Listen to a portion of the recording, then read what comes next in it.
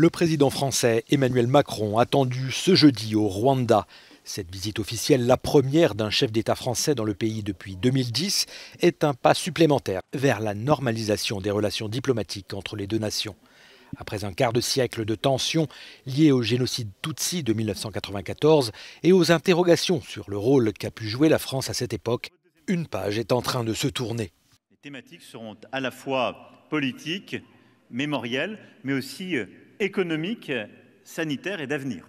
Et donc nous avons aussi à cœur, avec le président Kagame, d'écrire une nouvelle page de la relation et de porter des projets très structurants.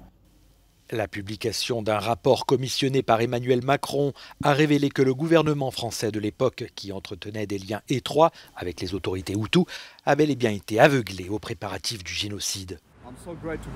Je suis très heureux d'apprendre que le président français Emmanuel Macron vienne au Rwanda, étant donné la nature des anciennes relations entre les deux nations.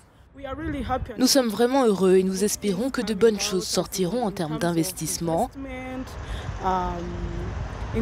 et en termes d'échanges aussi. Lors de sa visite en France pour le sommet des chefs d'État africains, le président rwandais Paul Kagame n'a pas manqué de noter l'impact de ce rapport sur l'ouverture des relations futures entre les deux pays. Emmanuel Macron prononcera un discours au mémorial du génocide de Kigali où reposent plus de 250 000 victimes des atrocités commises en 1994.